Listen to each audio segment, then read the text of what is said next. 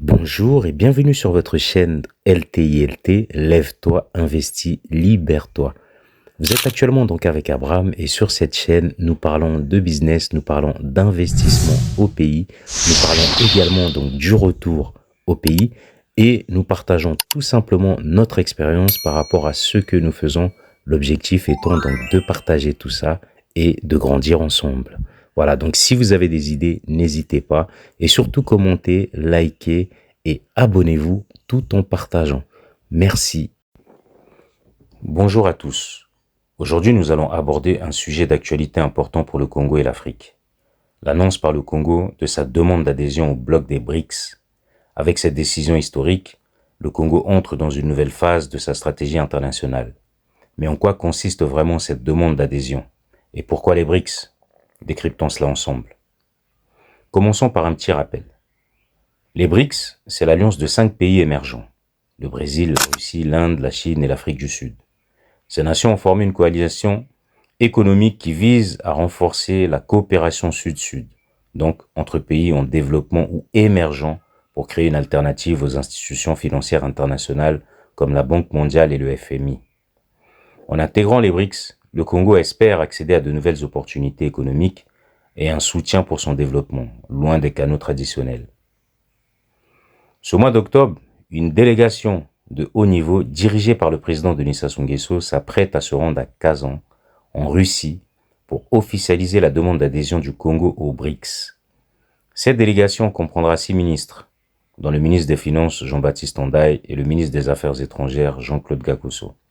Ils seront également accompagnés de la conseillère spéciale du président Françoise Joly. Le devoir impérieux pour nous, nations du Sud, est d'unir nos efforts afin de créer des mécanismes financiers alternatifs qui régulent avec plus de justice l'économie mondiale au bénéfice des intérêts légitimes de nos États. Ici, sur les rives de la Volga, se joue une séquence déterminante de l'avenir du monde, en réponse à des turbulences économiques sans précédent. Cette démarche préparée pendant 2 ans marque un tournant pour le Congo, qui cherche à renforcer ses partenariats internationaux et à se positionner comme un acteur de poids en Afrique et dans le monde. Mais qu'est-ce qui motive cette demande d'adhésion? Le Congo récemment a amorcé des réformes économiques significatives pour stabiliser et relancer son économie. Par exemple, la dette publique du Congo, qui dépassait les 100% du PIB il y a quelques années, a été réduite à environ 60% grâce à une gestion financière rigoureuse. En 2023, le pays a enregistré une croissance de 3,5% et a vu les investissements directs étrangers augmenter de 15% par rapport à l'année précédente. Cette stabilité a permis au Congo d'attirer davantage d'investissements et d'optimiser la gestion de ses ressources naturelles, notamment dans le secteur pétrolier.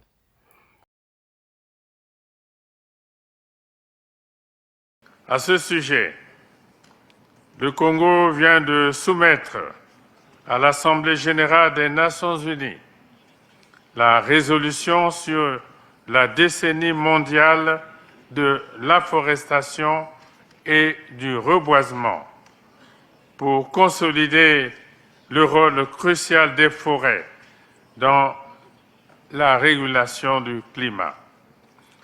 J'invite donc les BRICS+,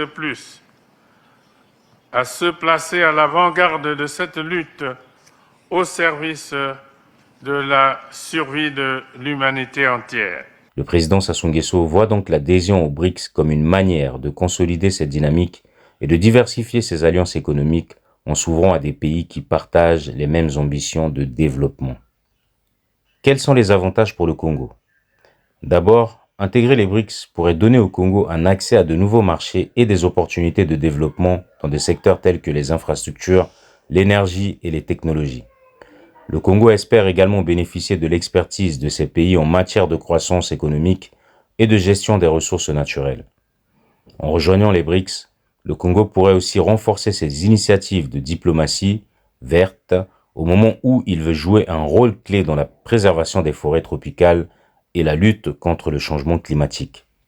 Cela pourrait attirer des investissements pour des projets écotouristiques et autres projets durables. Cependant, il y a des défis potentiels en rejoignant une organisation multilatérale comme les BRICS.